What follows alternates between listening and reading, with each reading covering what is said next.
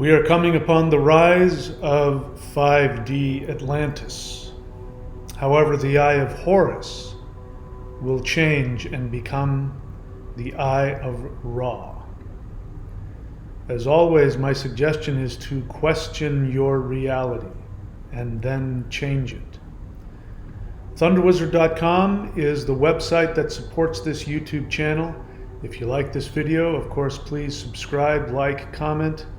But most importantly, go to ThunderWizard.com, check out all of the ways that you can subscribe to this channel, empower yourself, higher dimensional energy practices, personal mentorship, spiritual counseling, live Zoom group classes. My books can be found at michaelwilliamdenny.com. So we today are talking about the rise of 5D Atlantis. We're going to be talking a lot about the fall of 3D Atlantis. And we're going to be talking about how the Eye of Horus will become the Eye of Ra. So what you're looking at right there is an actual photograph, I believe, from space. That is an actual structure on planet Earth. It is in the Western Sahara Desert, and it is called the Eye of the Sahara. It's called the reshot structure, but it has recently become very looked upon by people who, like myself, are very interested in the ancient civilization idea that before the end of the last ice age, and before the, what is that called? The Younger Dryas Cataclysm event. Before all of that, there of course is a lot of people who believe now more and more among scientific communities that there was a worldwide, very advanced civilization on Earth. And so of course a lot of people are looking for Atlantis. And that's been popular among spiritual seekers for many years, but it's gaining more and more popularity. I myself never really gave a crap about Atlantis, as I was never really into anything Egyptian. None of that stuff was of any real interest to me. But recently, of course, things have changed. So if you're new to the channel, I'm somebody who for the past 2.5 years has been actively engaged in CE5, which is Close Encounters of the Fifth Kind, which I now have morphed into my practice, which I call Interdimensional meditation. And it is human initiated contact with higher dimensional beings, and that includes extraterrestrials, as it so happens. That's a whole other subject. But that practice has completely, totally blown open my understanding of the universe and my place in the universe. And if you've been following the channel, the most absolutely mind-blowing aspect of it is that the more that I interact and communicate with these beings, the more I am revealed as to who I am outside of this third dimensional video game. So I've come to understand, as have many physicists and mystics have for years, and physicists or scientists like Donald Hoffman are talking about, third dimension is an illusion, and it is similar to being inside of the headset of a 3D virtual reality video game. And so what we perceive as our identity here in the third dimension is nothing more than your three-dimensional video game avatar. It's a fictional character, and it's got literally nothing to do with your true essence. Now, I haven't experienced this until I started doing the interdimensional meditation, which has, I've talked about it on the videos. I've been very transparent with all of you about how crazy making it is, and it doesn't fit within the third dimension.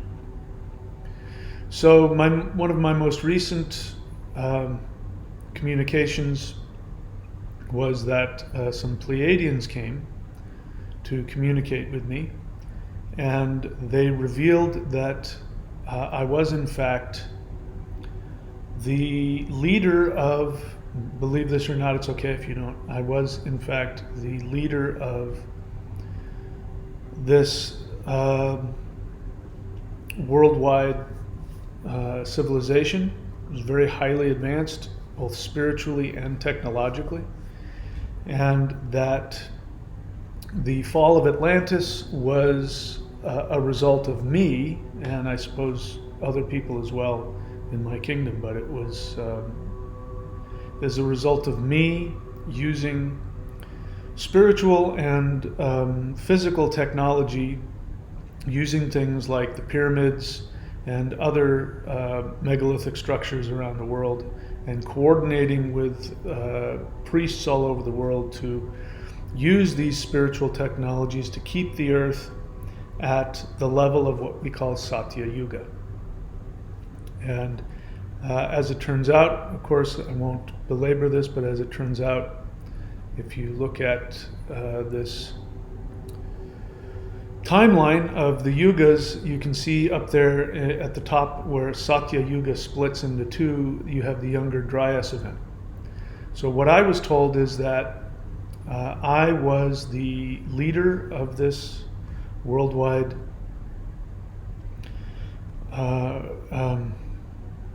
civilization, and that I saw that we were going to descend. As you can see here, the yugas ascend upward to Satya Yuga, and if you go clockwise, then it starts to descend, and it doesn't start from Satya Yuga to Kali Yuga. It starts to descend downward. But because I was artificially manipulating the frequency of the planet, even though the Pleiadians advised me against doing that, because I was doing that, it was artificial, and at some point the technology and the physical technologies I was using, like the pyramids, in order to keep this vibration going, it snapped. It broke like a rubber band being stretched too thin. It just snapped, and everything crashed downwards. And as I understand it, that was the reason that the Younger Dryas Cataclysm event happened, and all of that. So that was extremely, extremely difficult to hear from them, to be told that, and to have the experience, the awakening, and the emotional and spiritual remembering that I very well may be solely responsible for the fall of planet Earth into the darkness that we're in. In fact, I was told that the reason why the dark forces that are ruling the world now, doing the horrific things they're doing with the technologies that they're hiding from us, is that this is remnants of the technologies that I helped to create. They're being distorted and used for horrible purposes, which was never my intention, but I am yet apparently responsible for that. So this is why, if you would like to come to these live guided interdimensional meditations that we do every Wednesday and Saturday at 8:30 p.m., you're welcome to do so. That's the reason why I do those. This is how I am shifting the energy back. So I've also been told, and at this point it's only my interpretation of what I've been told. To be honest, I don't see any 3D evidence for this yet, but I've been told that I will be the king of the new 5D Earth, where I can continue doing my job. This time I will balance out and heal the damage that I caused by my hubris, thinking that I could keep the Earth at a higher dimensional understanding. This time we'll be rising up through the energy yugas, and this time I will do things very differently. So what I'm going to be talking to you about, I'm going to first be telling you about the evidence that this structure is in fact the ancient site of Atlantis. And even though you're saying, what, that's in the middle of the Sahara Desert, how can that be possible? We will talk about that. But I will explain to you how the new Atlantis, I believe the city will have a different name, but the new Atlantis will be the Eye of Ra as opposed to the Eye of Horus. So we'll get into all of that. I've got a list of things to keep me, where is it? I've got a list of things right here which will keep me keep me on track here. Sorry about this. I want to move this down here. That's what I want. Okay. All right. So we'll get to that list a little bit later. So Atlantis. Let's talk about Atlantis for a moment. Again, I didn't believe in any of that. And interestingly enough, the oldest and only real historical reference we have to Atlantis, as far as I know, is Plato. And Plato was telling the story of Atlantis as he heard it from his ancestor, who heard it from his ancestor, who got it from priests in Egypt, I don't know, hundreds of years earlier. So apparently Egypt kept their understanding, or at least some of their understanding, of the ancient antediluvian world, and they understood Atlantis. And the Egyptians, according to Plato, were very clear that their Egyptian civilization that they currently had was a holdover from Atlantis. That Atlantis was the place that actually founded Egypt, and so they were the last caretakers of that ancient knowledge, which is, somebody could make arguments for that based on even the modern, even if you believe that some of the Egyptian monoliths and things were made in recent times, meaning after the last ice age. It means that they had access to some technologies that we currently don't have. Anyway, that's for other people to talk about. You can go research that. So all right. So first thing I want to talk about is that one of the arguments against, especially this being the original city of Atlantis site, is that people say that this structure, which is called the Reshat structure, they say that this structure is naturally made, it's not made by humans. So that is an assumption. So that's a worthwhile argument, but the assumption is that Atlantis was, the formation of it was built by humans. And according to Plato, Atlantis, the structure of Atlantis was created by Poseidon. So even if you don't believe in Poseidon being able to create, things like that, what it means is that it's a natural structure. So the Reshat structure is absolutely a natural structure that is some kind of really weird anomaly having to do with volcanic something or others. So I want to get that out of the way because, the people who don't want to, even people who believe in ancient civilizations, some of them, they want to say it's the Azore Islands off the coast of Europe and Africa in the Atlantic. And there's good reasons for that. But to say that, well, this Reshat structure isn't Atlantis because it's a natural phenomenon, it wasn't built by humans. Well, according to Plato, they don't claim it was built by humans. They claim that the structure itself was created by Poseidon, and that Poseidon actually created some springs on it. There was a spring of cold water and a spring of hot water in the center island, and it turns out that is in fact the case. So when we get to the list, I'll go through all of those things, but I didn't put that in the list, so I wanted to talk about that. All right. So let's get into the list and see what we can decipher there. Is this what I want? Yeah. All right, so the Eye of the Sahara, Ancient Atlantis Coincidences. Let me go through the pictures before I do that. So I put the pictures up here for a reason. All right, so this right here is an artist's interpretation of what Atlantis would probably have looked like according to Plato's description. Now, Plato was very specific. He talked about how it was, that Poseidon created it, meaning it was a natural site.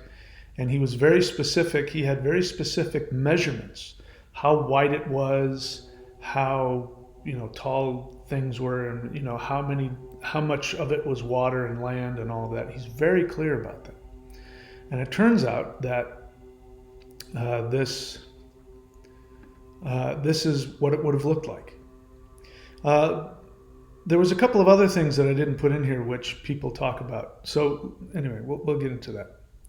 Let me just go through the pictures here. All right, so this is, there's the reshot structure on the right as it is today. And then on the left, that is what Atlantis would have looked like according to Plato's description. And as it turns out, it's identical. It is completely identical exactly as Plato described it. Everything, even the surrounding mountains behind it, the plains above the mountains around it, everything, literally everything that Plato described about Atlantis fits this, including the measurements, to a T. Now, there's one thing that Plato says that gets in the way. So he called it an island. Now, he doesn't say it's an island in the middle of the ocean, first off. He calls it an island. We assume it's an island in the middle of the ocean. And we talk about it being sunk, and we think of an island sinking. There's one big problem with Plato's description. He talks about the destruction of Atlantis and the sinking of Atlantis. And then he talks about how the passageway from the open ocean to Atlantis was blocked by mud. Now that doesn't make any sense if we're talking about the sinking of an island. The island sinks and then what? The passageway to the city is blocked by mud? And he says people couldn't sail out of the city because it was blocked by mud. So that doesn't make any sense. If the island sinks, there wouldn't be any boats trying to get out of Atlantis back to the open ocean and getting blocked by mud.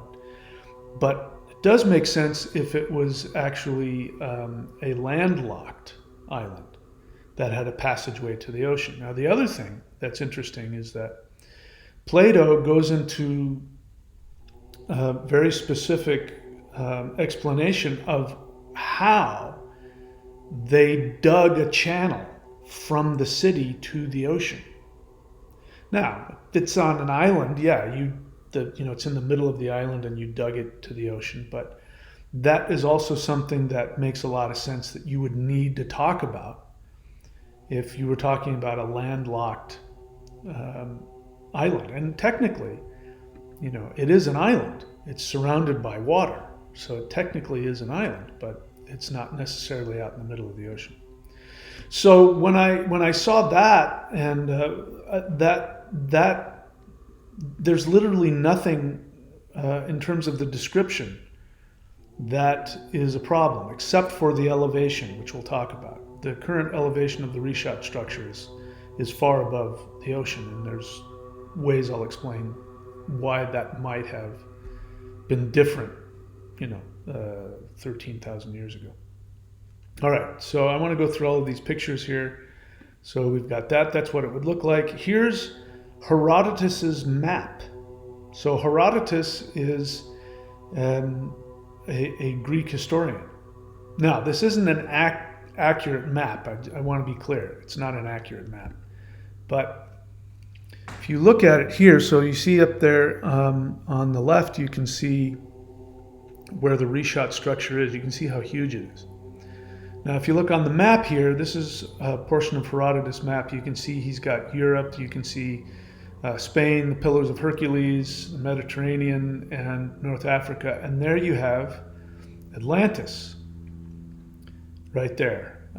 So that explains, because Plato also says that Atlantis is beyond the Pillars of Hercules, which means you go through whatever that little strait is, out into the Atlantic there.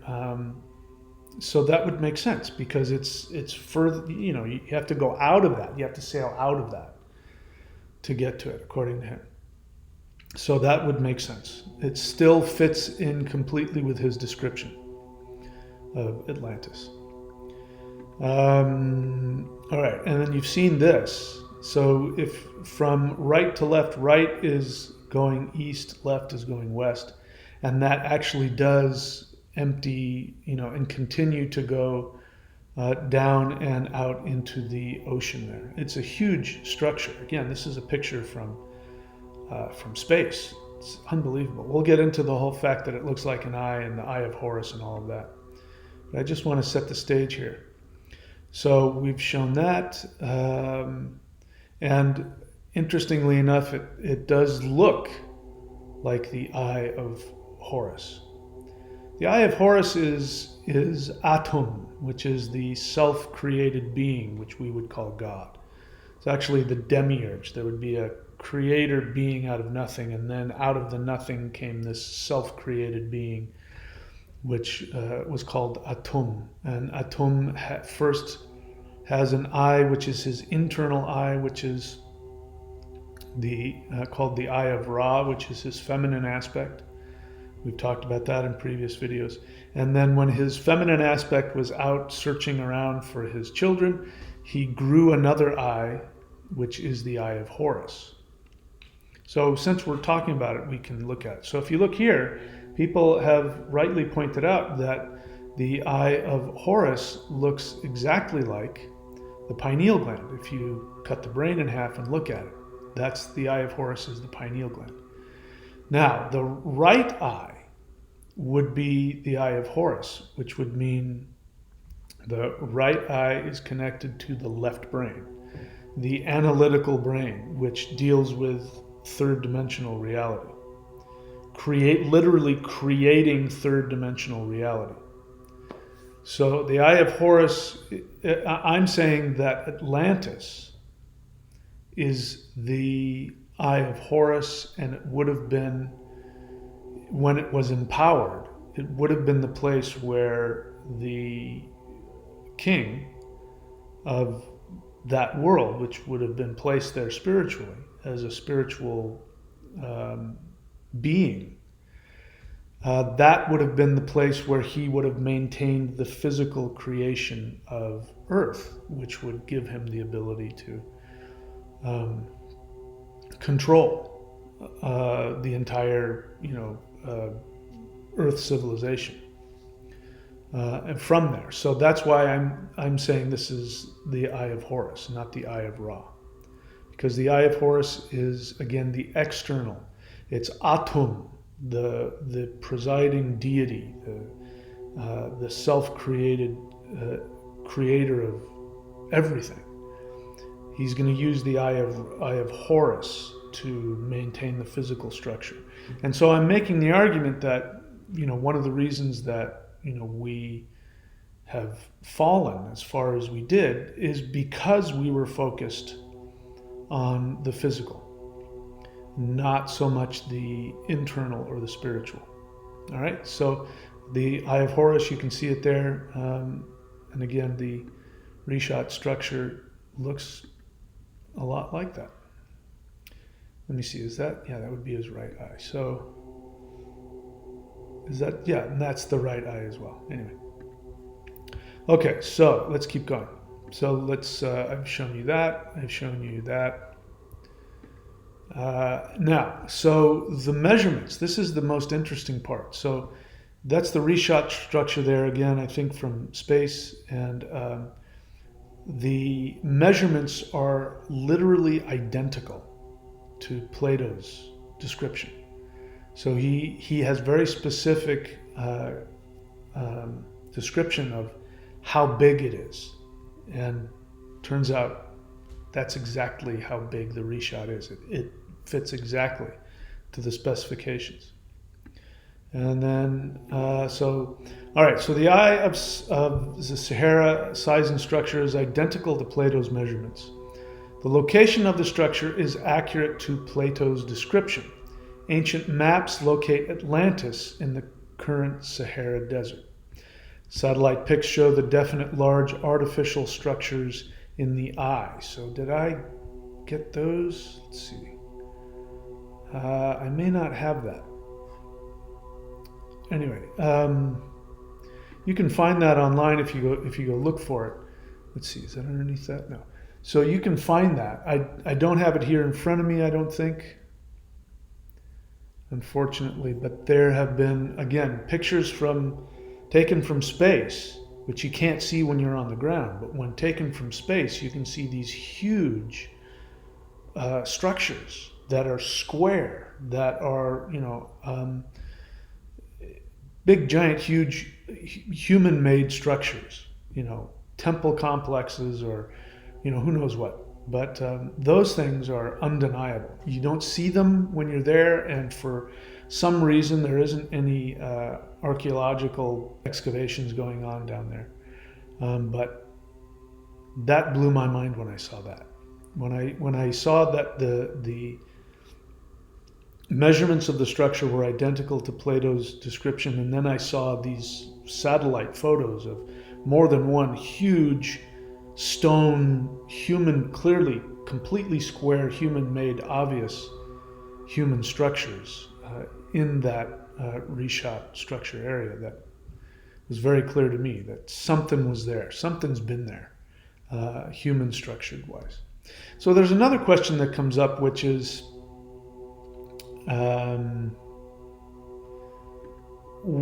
people say, well, there's nothing left. There's no structures left there.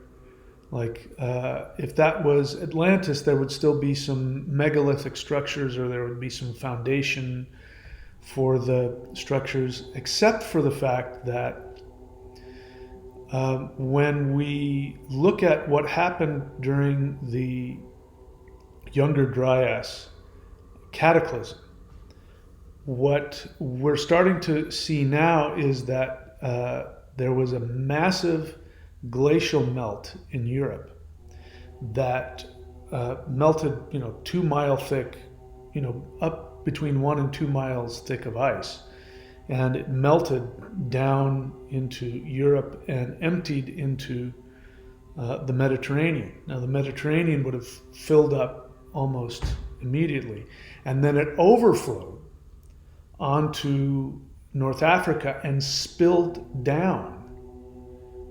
If we're looking at the map, it spilled down and to the left, which means that there would have been, huge rushing water, like, beyond what we could imagine, hundreds of feet deep, and rushing down into that structure. It would have completely wiped out everything. It would have wiped out everything down to bedrock.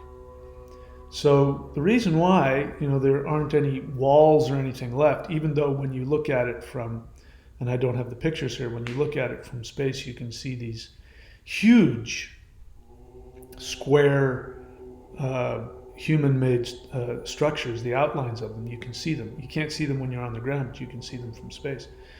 That would mean that all of everything that had been artificially built, including all of the topsoil, would have been completely, totally swept down and deposited into the ocean. So the only thing that would be left would be the bedrock, would just be these, what you see there, which is, sorry, too many pictures. So that's the only thing that would be left. You can see it's just the skeleton of it. But since this was a natural formation that, according to Plato, was created by Poseidon, the lifting up of it would still be there. All of the bones of it would still be there. But anything that would have been on top, including probably hundreds of feet of topsoil, would have been completely destroyed and washed into the ocean. All right, so let's talk about, well, let me get to the list here. Well, I'm sure we'll get to it. Where is my list?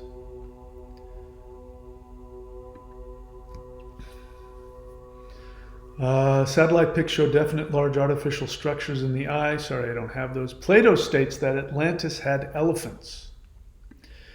And it is true that in the Ice Age, there were elephants all over the world. There were mastodons in the Americas. They were all over the place. So that's not that big of a deal. Even if Atlantis was an island in the middle of the Atlantic, it's still possible that there could have been elephants.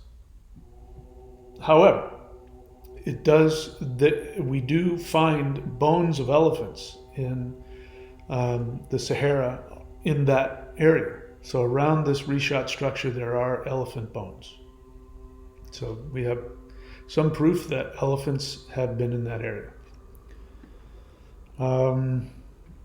Reshot structure is covered in salt, even though it is in the Sahara Desert. This is really interesting. So that whole area has been used as a salt mine for hundreds, if not thousands of years. And it's layered thick. You can even see it with the naked eye. You can see big deposits of salt. So there's no way that would have happened unless there were ocean water, lots of it. And also you find in that area, you find lots of ocean fossils, shells and other kinds of things that prove that there was ocean water there. So, you can't deny that. That's something that's undeniable. Reshot structure still to this day, the center island of it still has both hot and cold springs. It's exactly the way Plato described it. That would have been, I can imagine that would be an amazing place to live. You're living on, where is it? You're living on this wonderful island there in the middle, that says there was a small mountain on it, and so the kings had all these gardens and everything. That was his private home, and he had springs of hot and cold running water. I imagine it was just an amazingly beautiful, peaceful place to live. But it turns out the center of the structure has, I don't know if it's still coming to the surface, but it's been proven that there are hot and cold springs right there in that center eye structure. Let's see, where is the list? All right, the reshot structure looks exactly like the Eye of Horus. I've already showed you that. Egyptian priests claimed that Egypt was founded by the Atlanteans. I've told you that. Let's talk about the problem. So, the reshot structure is currently at 1,200 foot elevation. Now, that right there, if I didn't know what I'm about to tell you, that right there would say, well, that makes it impossible. Because there's no way that the ocean's going to flow uphill 1,200 feet to get to that, even if But we know for a fact that there was ocean water there. We know for a fact that oceans were there because there are fossils of ocean-dwelling animals there. So I think fish and other things. So it's obvious that there was an ocean there. The question is when. So if we're talking about something fairly recent in geological history, 13,000 years ago, then something had to have been very different. So as it turns out, I don't remember this fancy scientific name, but there's a scientific name for it. So when you have 2-mile thick ice on top of land masses, it pushes them down. And this has been proven, and you can still see to this day where big chunks of ice have melted away, there will be these big ridges where the land goes up and up and up. And so there is this thing where the land masses would have been pushed down, which would have allowed the sea to enter certain places. Now, another interesting thing happens when those 2-mile thick ice sheets melt. Of course, the land comes up, but also the seafloor gets pushed down. When all of that water goes into the ocean, that weight actually pushes down the seafloor. So the seafloor gets pushed down while the land masses get pushed up. And so that would explain, that could explain why the reshot structure is now 1,200 feet above sea level. This is one of the greatest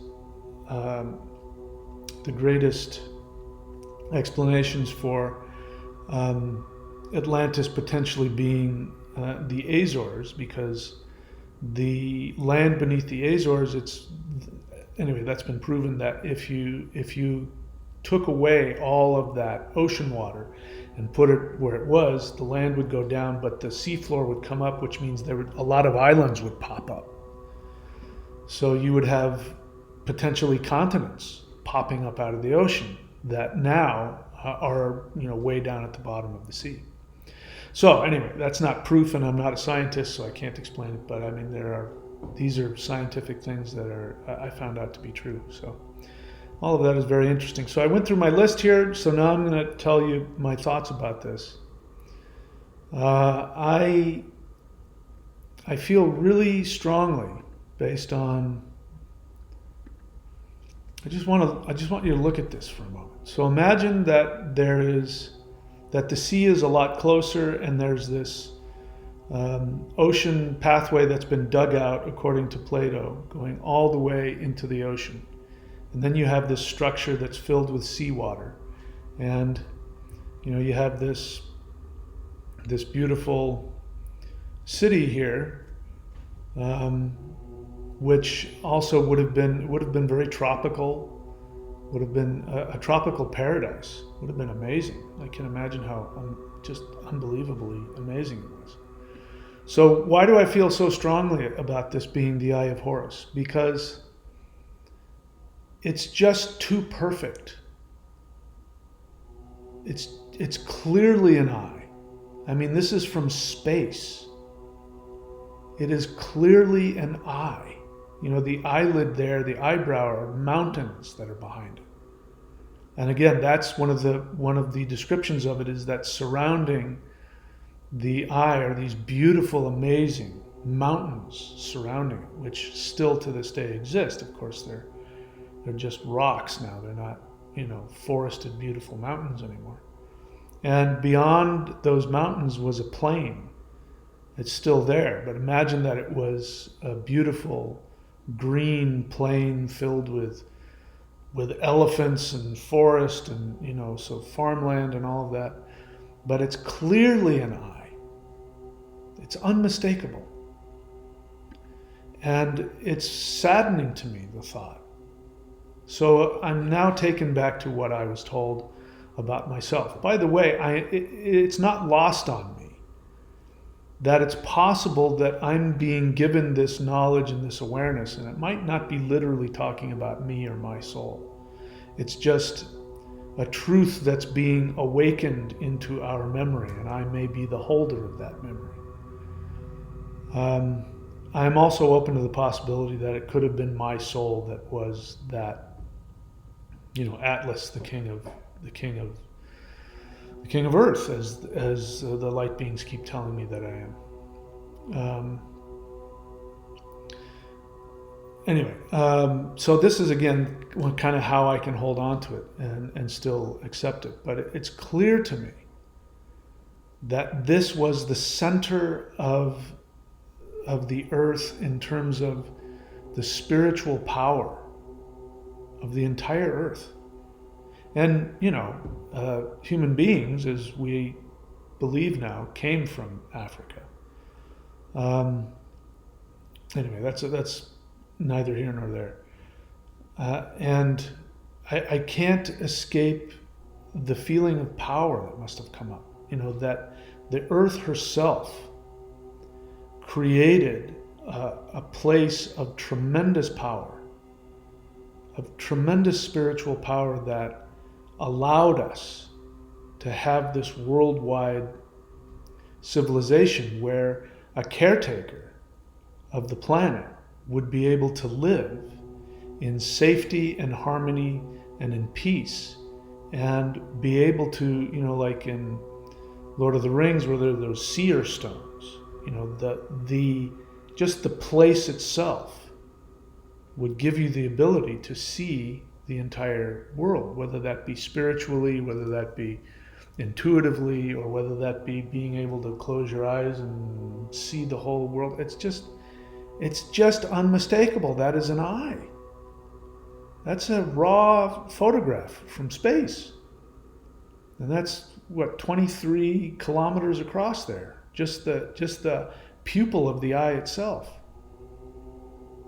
And it's so obviously, identical to the eye of Horus. And remember that in the Egyptian mythology, if you've looked into it, I'm just beginning to look into it, but the king of the gods, Atum, the self-created one, he has these two eyes, and he starts with this internal eye, the eye of Ra, which is the sun. So Atum, if you look at him, if you were to create him, his left eye is the sun, and his right eye is the moon.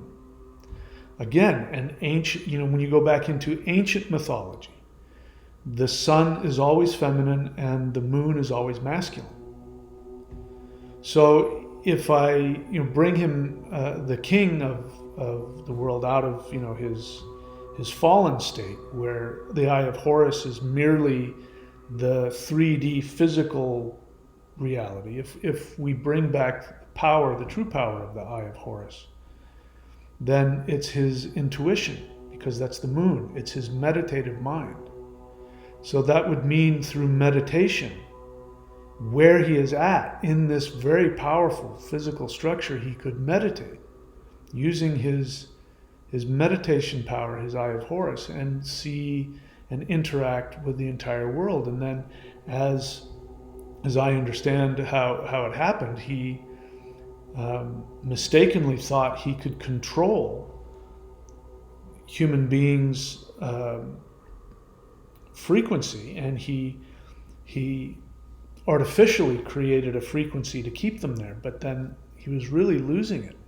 He really was losing his spiritual understanding, and he was going down into more of a 3D physical reality by thinking, I'm going to 3D physically hold it together. And so he would have lost that. He might have had his eye of Horus and been able to physically see what was going on, but he would have lost the intuition, because he would have heard from the earth herself, and he would have heard, from the spirit of the world, the spirit of the universe, to say, this isn't natural. We need to let people have their experience. And that's the biggest, saddest part, is that he wasn't allowing people to have their own experience. It explains something about how I teach, which I've stopped doing.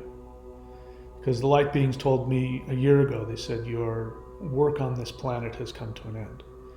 And I took that to mean that my normal way of interacting with people has come to an end, which was, what has been my main message to people?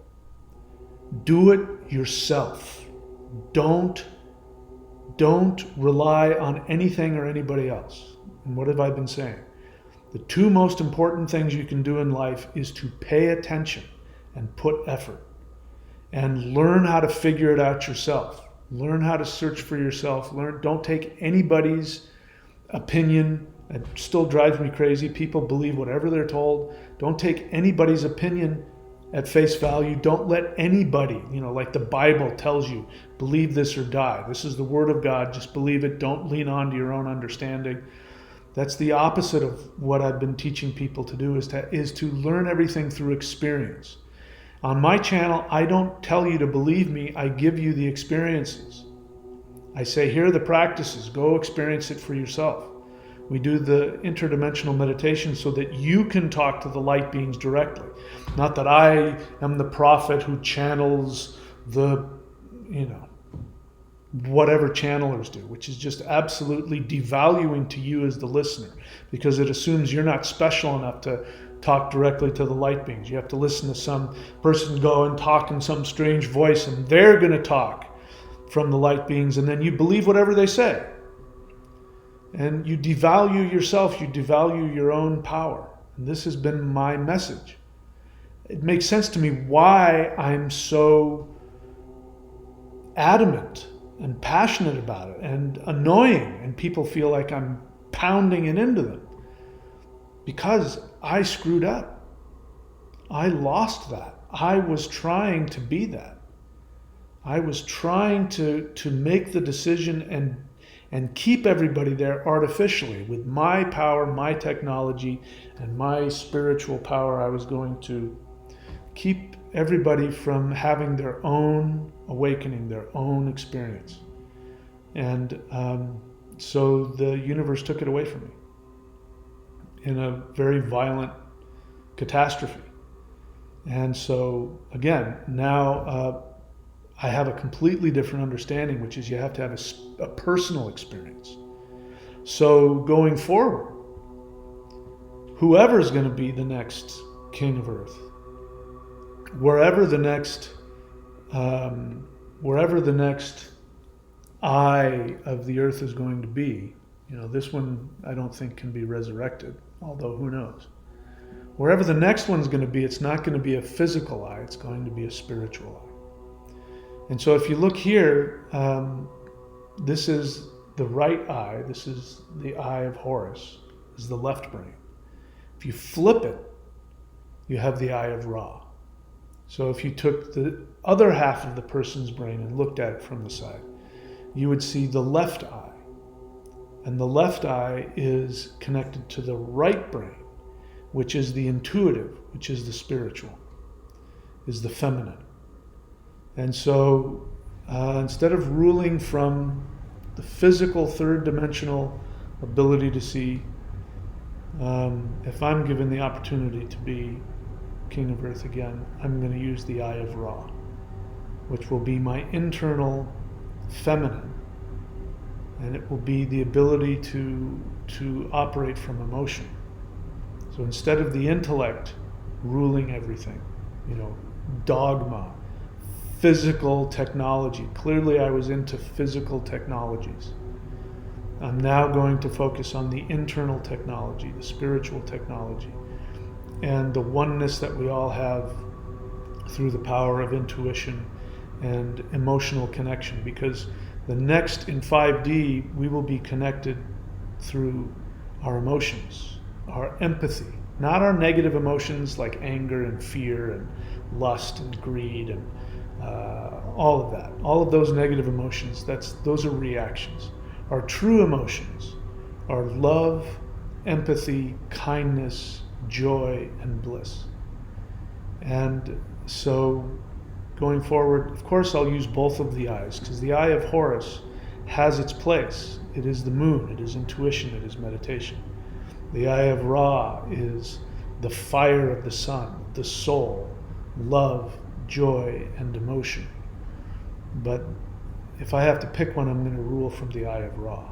Now, the flip side of that is that the eye of Horus, even though it has to do with physical rules and limitations, it creates a space where people can be internally evil, but externally, as long as they follow the rules. And then people end up being, having that double mind or that double heart, as the Hopis talk about it, which is hypocrisy. So this is why people go around, you don't know what people are really thinking or feeling, as long as they do and say what we want, and we're okay with it. But underneath, they can have a whole other unconscious destructive intention going on. So in 5D, there won't be any of that. In 5D, we will be coming from our souls. Now, so on the one hand, the Eye of Horus was more externally strict. Do this, do that. But internally, you could be completely full of shit. You could be full of evil and darkness. So it created a space internally where there weren't any rules you had to follow. Now, the Eye of Ra, on the other hand, there's no external rules. So the Eye of Ra doesn't tell you what to do or how to be, but there's no lying. There's no inauthenticity. Your feeling and everybody's feelings are going to be transparent. Nobody will be able to get away with anything. So that means the only people who are going to make it to that place are going to be people who are authentic to their souls. Now, don't get me wrong, it's not about being perfect. You can still have all kinds of ups and downs and selfishness and all of that. I'm not saying that you have to be like, the nonsensical understanding, I float on, I walk on water and I have no problems. No, you'll have feelings, you'll have desires, you'll have ups and downs, but you won't be separated from them. And you will know how to have a feeling without having to impose, a destructive action on it. But that means that the people who get to 5D cannot choose to hide. So people who are going to 5D have to be willing to truly see themselves, know themselves, have all of their feelings and know them and experience them. You won't be able to hide from yourself because you won't be able to hide from anybody else. And so what will happen is, what is happening is that people who aren't ready to completely see themselves and love and accept themselves are running away. That's why there's so much division. There are people listening to me. I know some because they've told me. I've gone through it, but I know there's more of you where people have just up and left you out of nowhere. People who supposedly loved you, they just show up one day and say, I want nothing to do with you, I can't talk to you anymore, I can't be with you, and they just disappear. Or they, out of nowhere, pick fights with you and call you names and attack you, out of nowhere, for nothing that you've done. They accuse you of saying and doing and thinking and intending these horrible things that you never thought or intended. It's just like being with somebody who has borderline personality disorder. The thing that's most frightening to them is intimacy, because it means they, in order to allow themselves to be loved and to love, they have to be fully vulnerable and open and available and transparent. And in the third dimension, that can get you destroyed, because people say, I'm afraid to fall in love because they'll be rejected. In 5D, nobody's going to get rejected. But in order to be in a place where you're not rejected, it means you're not rejecting anybody else, including yourself. So if you're in conflict with yourself and fighting yourself and not wanting to look within and experience yourself and go through all of the pain and all the sadness and all of the healing that needs to happen, it's not that you won't be allowed into 5D, it's that you won't want to go there. So I know for myself, I was worried that if I didn't do this right, I wouldn't get into 5D, until I understood that it's not about that. Anybody who wants it can go there. And it's an internal job. You have to use the Eye of Ra, which is your emotions, and go inward and experience your soul, experience your own feelings and your own emotions, and learn to love and accept yourself in all the ways that other people didn't. And this is what makes the light beings so important, because they love us unconditionally. It's, by the way, why people are afraid of them. I know powerful spiritual people who, when confronted with the light beings, said no thank you, because they couldn't tolerate that level of love. And so there's a lot of people who look really good on the outside, that when the time comes, they will walk away from it. They have all the external stuff, but they don't have the internal stuff. And it's all about the internal connection. So as you heard in my last video, I connected with the Eye of Ra, Sekhmet, the feminine power of God. And she said, "Are you coming to get me? I've been here waiting for you." She's been locked away in her prison. We have locked our internal essence away. So now we bring her back. But she's going to be ruthless. And at the same time, she's also the goddess of healing. So you can't have healing if you don't have authenticity. True self-acceptance, true self-love, true self-awareness, which is right now in this phase of our shifting is extremely painful. So I encourage you to allow yourself to have the pain and to go through the healing, but to be authentic and true only to your soul. And now going forward, there's only one way forward, which is you have to follow the truth and what people call your faith in God. You have to believe that Source, God, Atum, Jesus, Shiva, whatever your version of, the source of the universe, the soul, that is the only thing that will provide for you. Not a job, not banks, not money, not reputation, not social acceptance, not fame. None of those things, all of those things are coming down. As we speak, they are crashing down.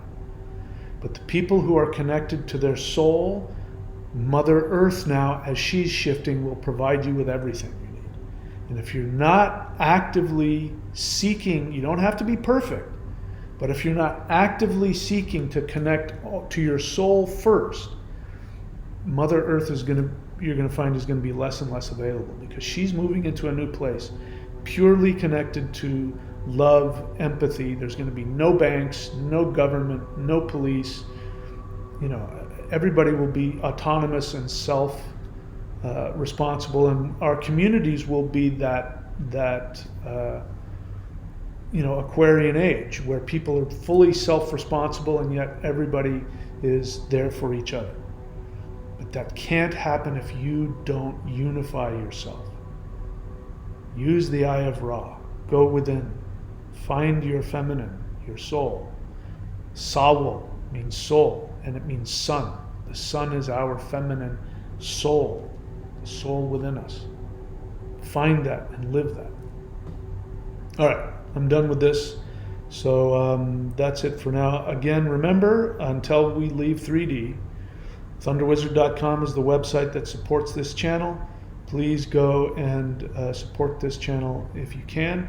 You can also just click on the $ icon, and that will support whatever video you're watching.